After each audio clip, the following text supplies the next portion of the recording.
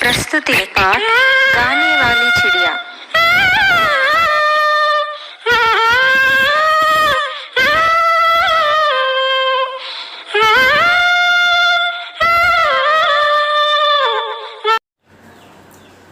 सभी को मेरा नमस्कार।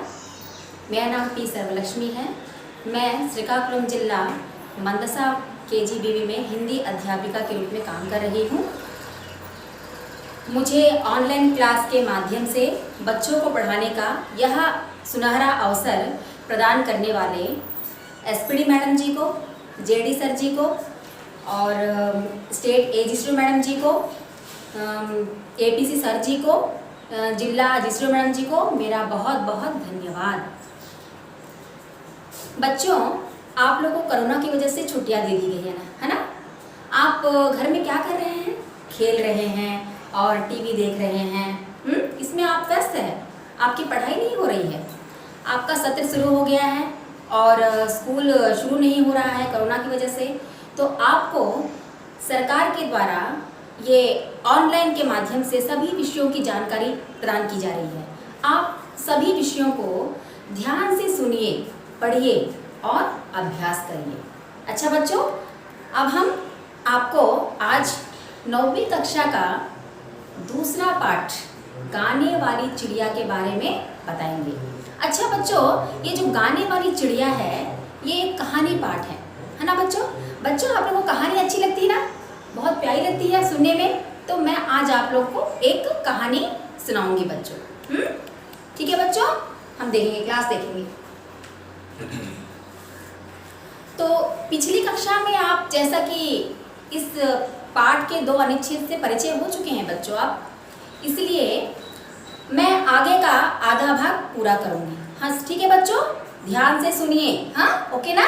देखिए बच्चों, जैसे कि हम थोड़ा सा बता देंगे शॉर्ट में कि एक राजा था। वह बहुत ही सुंदर महल में रहता था। उस महल के बारे में संसार के कोने कोने से उस महल को देखने आते थे। कितना सुंदर था, बहुत सुंदर था वो, इसलिए कोने कोने से सभी यात्री आते थे। तो यात्रियों ने, जब यात्री आकर महल को देखकर वापस चले गए तो उन्होंने इस महल की सुंदरता के साथ साथ उन्होंने एक गाने वाली चिड़िया के बारे में भी लिखा था। और वह चिड़िया कहाँ रहती है बच्चों, मालूम है आप लोगों को? महल के पास वाले जंगल में रहती थी, है ना? तो और वह बहुत ही मधुर स्वर में गाती थी। क्या बच्चों? मधुर स्वर में गाती थी, है ना बच्चों? बच्चों, आपको मालूम है ना, तो गाने वाली चिड़िया क्या है? बहुत मधुर स्वर में गाती थी, बहुत ही मीठा गाती। मधुर माने क्या है बच्चों? मीठा। मधुर माने मीठा। क्या बच्चों? मीठा। मधुर को क्या बोलते हैं? मीठा। ओके ना?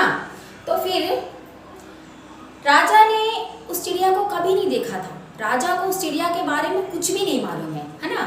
तो यात्रियों द्वारा लिखे गए यात्रा विवरण को पढ़ने से ही राजा को पता चला कि एक गाने वाली चिड़िया भी है और वो भी हमारे महल के पास वाले जंगल में ही रहती है।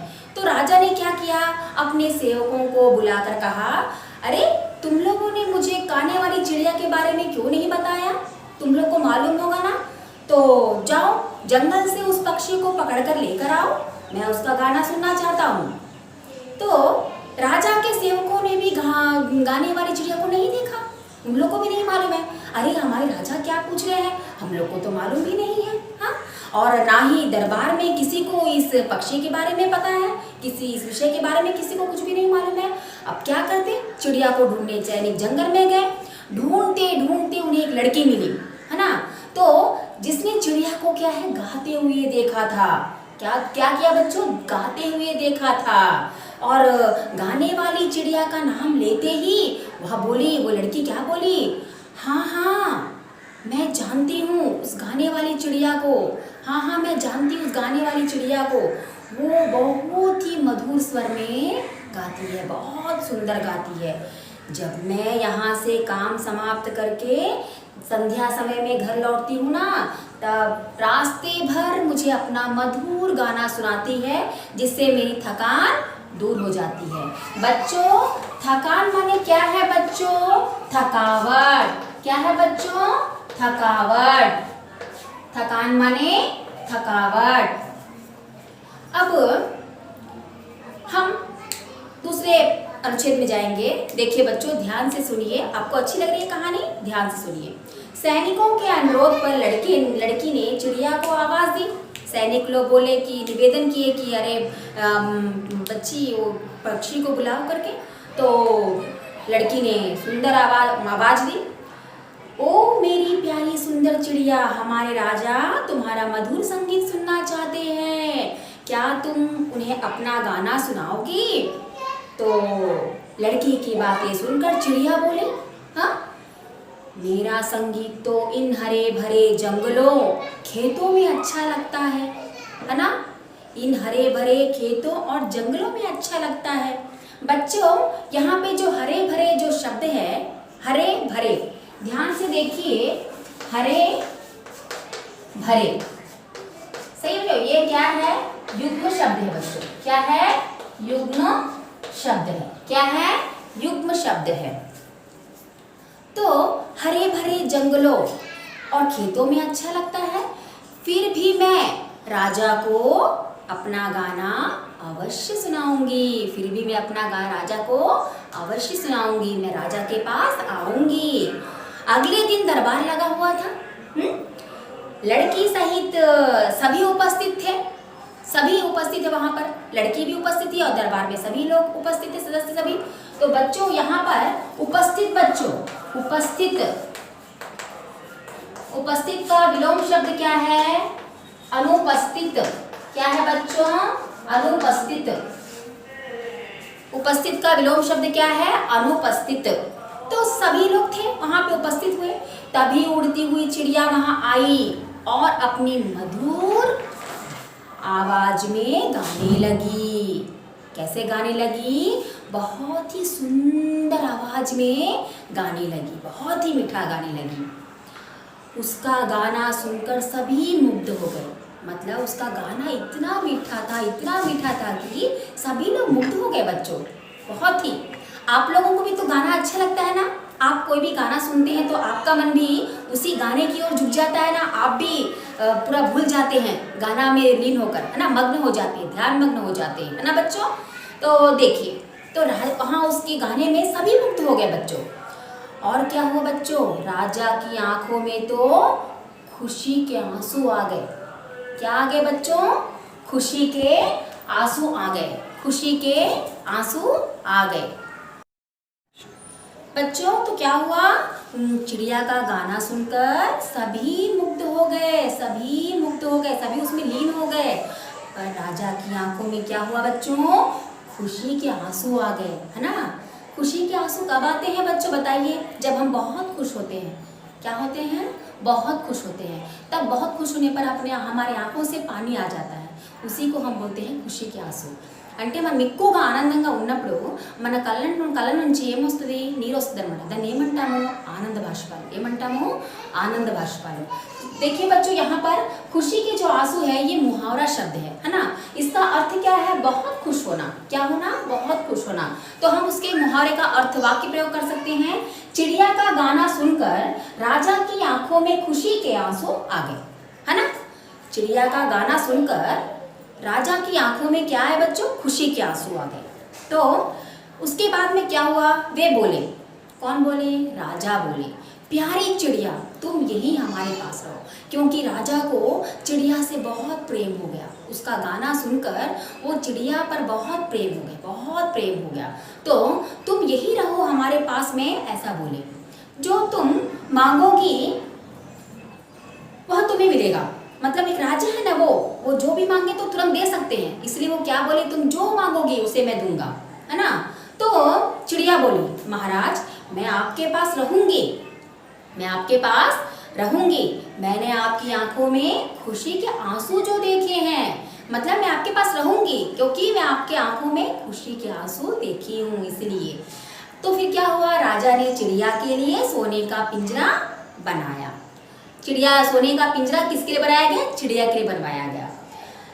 जिस किसी चीज की वह इच्छा करती राजा उसे पूरा करता ఏం కోరుకున్నా కూడా राजगार వెంటనే తన కోరికని తీర్చేవన్నమాట सारे राज्य में उस चिड़िया के संगीत की धूम मच गई सारे राज्य में उस चिड़िया के बारे में जहाँ देखो चिड़िया का संगीत था అంటే రాజ్యమంతా కూడా ఆ పాట పాడే పక్షి యొక్క సంగీతము మారుమ్రోగిపోయిందన్నమాట ఎక్కడ చూసినా ఆ పాటలే అంటే అదంతా కూడా అందరూ కూడా ఆ సంగీతంలో లీనమైపోయారు అంత మధురంగా పాడుతుందన్నమాట ఆ పాట పాడే పక్షి एक दिन चिड़िया को खेतों में मेहनत करने वाले किसानों की याद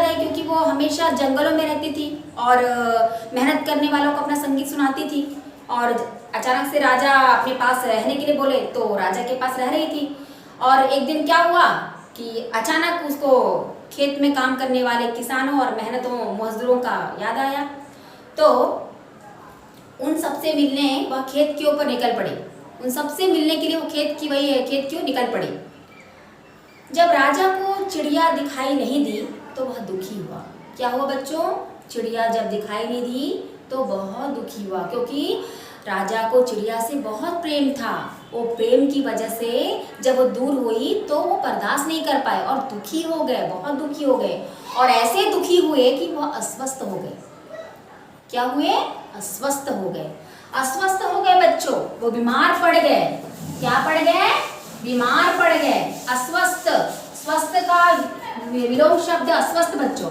स्वस्थ का विलोम शब्द क्या है बच्चों अस्वस्थ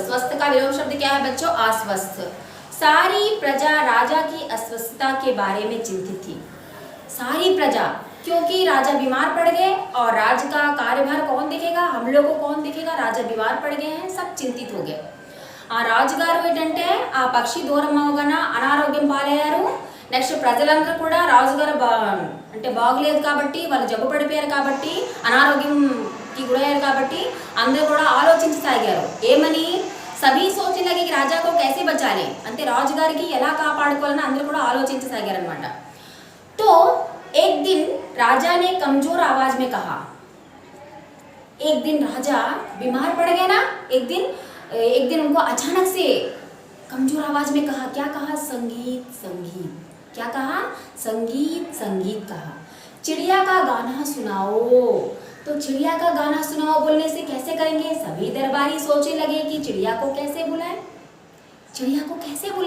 सभी दरबारी सोचने लगे कि चिड़िया को कैसे बुलाए अब चिड़िया तो यहाँ है नहीं हम कैसे बुलाएंगे चिड़िया को तभी उन्हें मधुर संगीत सुनाई दिया वो ऐसे सोच रहे थे कि तभी उनको एक मधुर आवाज सुनाई दिया बहुत ही मीठा स्वर सुनाई दिया वे सब आवाज की ओर देखने लगे जहाँ से संगीत सुनाई दे रहा है सब उस आवाज की ओर देखने लगे चिड़िया अपनी मधुर आवाज में गा रही थी जो चिड़िया है वो अपने मधुर आवाज में गा रही थी यह देखते ही सबके जान में जान आ गई ఆ పాట వినగానే పాట పాడే పక్షి పాట వినగానే అందరికి ప్రాణం లేచి వచ్చినట్టు అయిందన్నమాట చూడండి మనం దాహంతో బయట నుంచి అంటే వెండకెళ్ళి దాహంతో బయట నుంచి లోపలికి వచ్చినప్పుడు అప్పుడు మనకి ఎలా కనిపిస్తుంది చల్ల నీరు తాగినప్పుడు మనకి ఎలా కనిపిస్తుంది అబ్బా మా ప్రాణం లేచి వచ్చినట్టు అయిందిరా బాబు అని అనుకుంటాం అంతేనా అలా అందరూ కూడా ఆ పాట పాడే పక్షి పాట వినగానే అందరూ కూడా ప్రాణము లేచి వచ్చినట్టయింది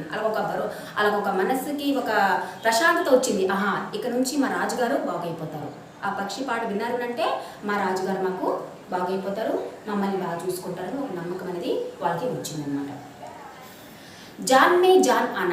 जान में जान आना बच्चों ये मुहावरा शब्द है क्या है बच्चों मुहावरा शब्द है जान में जान आना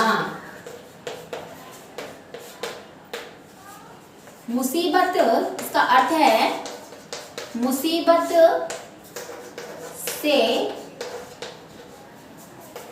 मुसीबत से निकलने पर निश्चित होना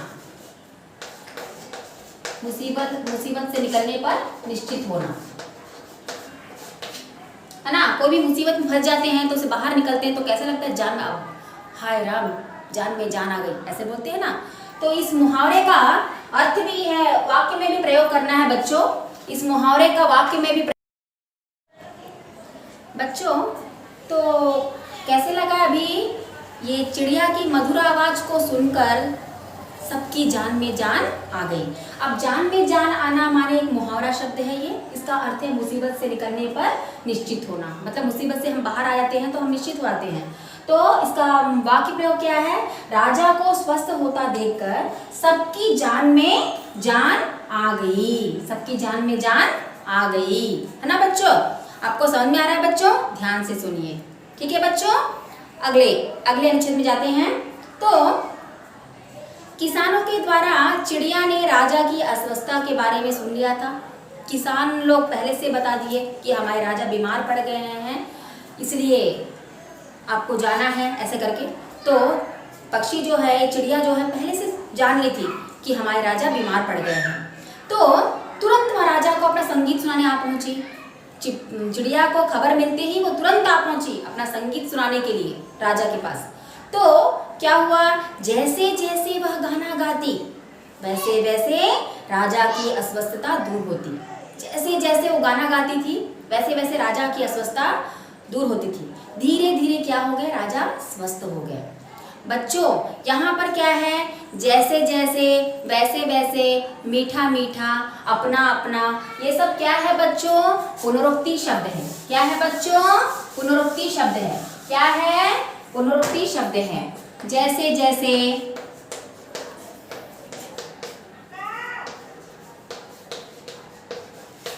जैसे जैसे, और क्या बचा है बच्चों, हाँ, अपना अपना,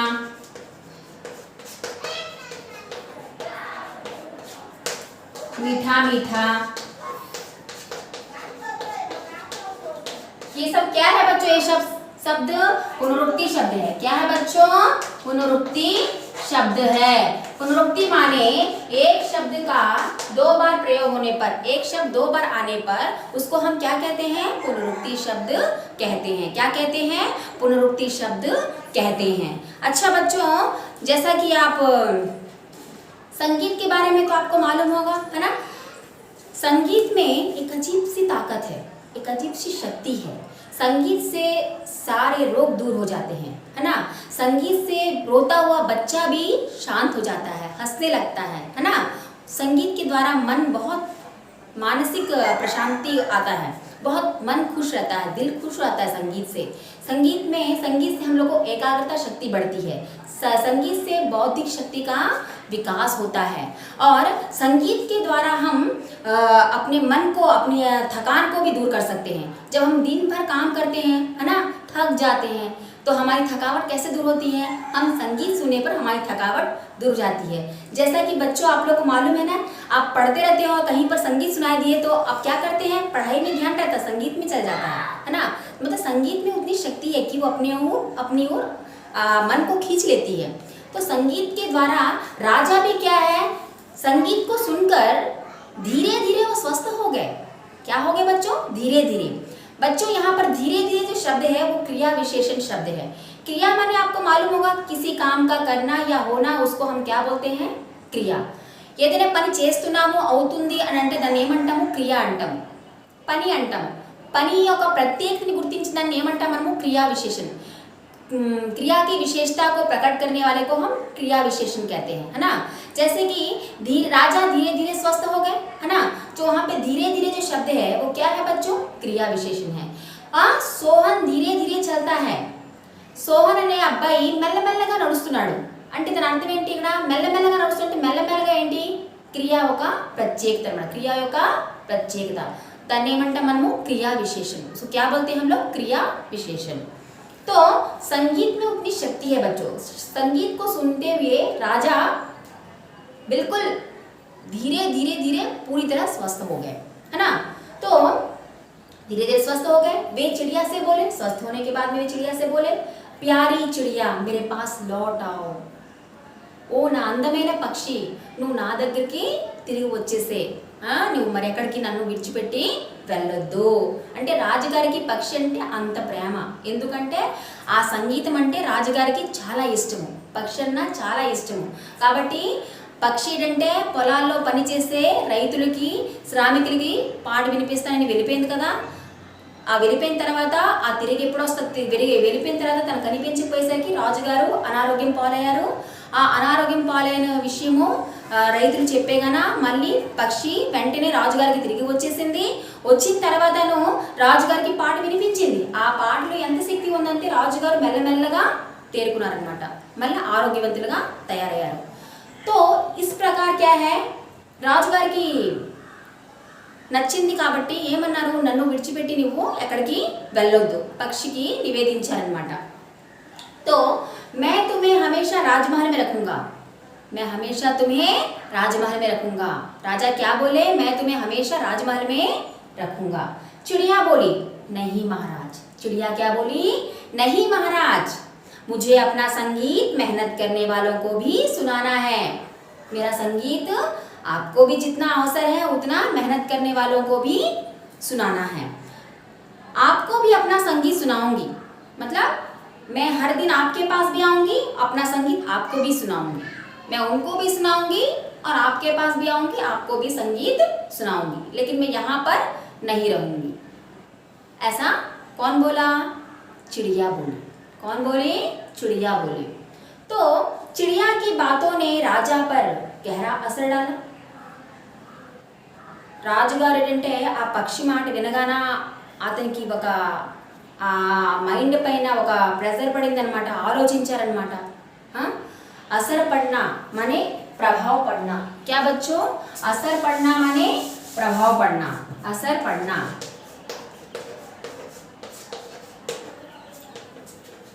असर पड़ना माने प्रभाव पड़ना.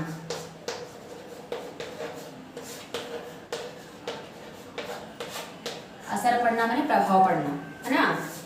तो इस प्रकार चिड़िया की बातों ने राजा पर गहरा असर डाला. राजा ने कहा, वाह तुम महान हो चिड़िया. राजा ने क्या कहा, तुम महान हो चिड़िया, बहुत महान हो. क्यों महान हो, तुम मजदूरों और किसानों के लिए राजमहल का सुख त्याग सकती हो, तो क्या मैं उनके लिए कुछ नहीं कर सकता.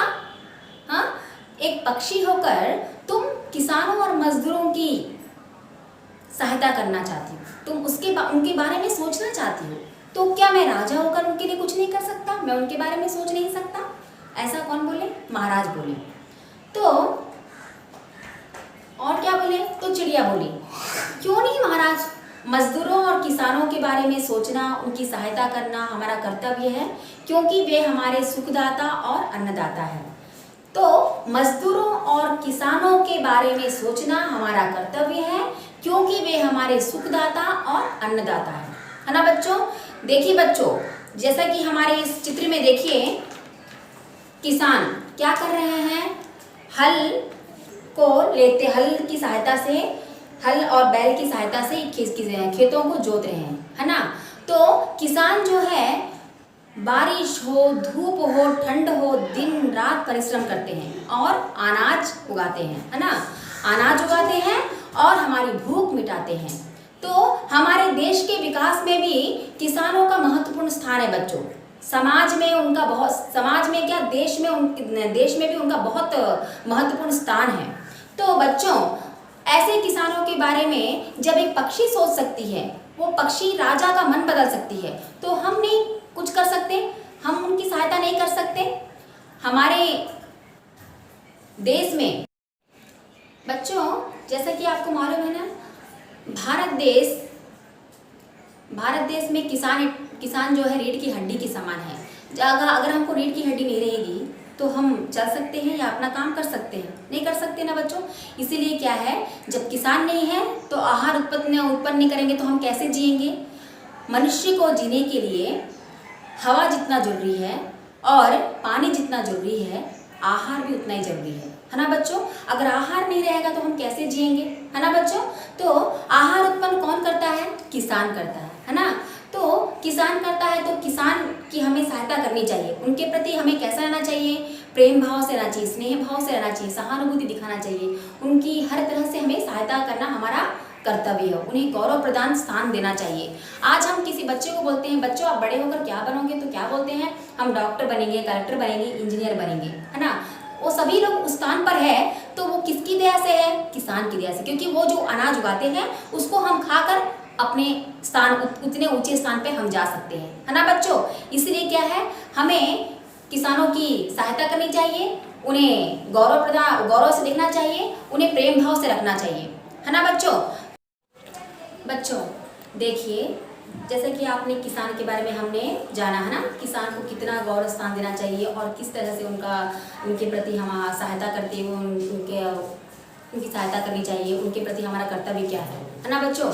तो उसी प्रकार से बच्चों एक विद्यार्थी के जीवन में भी उस तरह से वो मेहनत करना चाहिए, जिस तरह से एक किसान जो है दिन रात धूप खेतों में अपना पसीना बहाकर जिस तरह से वह श्रम करता है ना, जिस तरह से वह काम करता है, उस तरह से एक विद्यार्थी भी जो है हार्ड वर्क मतलब बहुत ही कड़ी मेहनत करनी चाहिए। एक बार असफल हो गए तो प्रयत्न बंद कर दिए, है ना, ऐसा ना करते हुए वह भी दिन रात अगर मेहनत करेगा तो वो भी उन्नत स्थान पे जो अपना लक्ष्य में वो जा सकता है, अपने लक्ष्य तक पहुंच सकता है। तो विद्यार्थी भी क्या है, पीछे नहीं हटना चाहिए। इससे हमें किसानों को देखकर हमें शिक्षा मिलती है कि हमें भी कड़ी मेहनत करनी चाहिए। किसान जिस तरह से दिन रात धूप में पसीना बहाकर काम करता है, उसी प्रकार हम भी अगर कड़ी मेहनत करेंगे तो हम भी अपने लक्ष्य की ओर जा सकते हैं और जो भी हम चाहते हैं वो बन सकते हैं। हम जो अपना लक्ष्य रखे हैं, हम एक डॉक्टर बनना चाहते हैं, कलेक्टर जो भी बनना चाहते हैं, वो हम उतने स्थान पे जा सकते हैं। हमें भी निरंतर अभ्यास करते रहना चाहिए। हमें असफल हो गए तो हमें पीछे नहीं हटना चाहिए, सफल होने के लिए निरंतर प्रयत्न करते हुए रहना चाहिए। जिस प्रकार राजा को पता चला, राजा को ज्ञानोदय हुआ कि एक पक्षी जो है किसानों के बारे में सोचे, तो हम नहीं सोच सकते हैं क्या, उसी प्रकार से हम भी किसानों के बारे में सोचना है और किसानों के लिए तरक्की के लिए जो भी सहायता है हमें करनी चाहिए। बच्चों इसके द्वारा आप भी इस कहानी के माध्यम से आपको बहुत सारी विषय की जानकारी आपको प्राप्त हुई होगी। मैं समझती हूँ कि आपको कहानी अच्छी तरह से समझ में आई होगी। अगली कक्षा में हम फिर मिलेंगे बच्चों।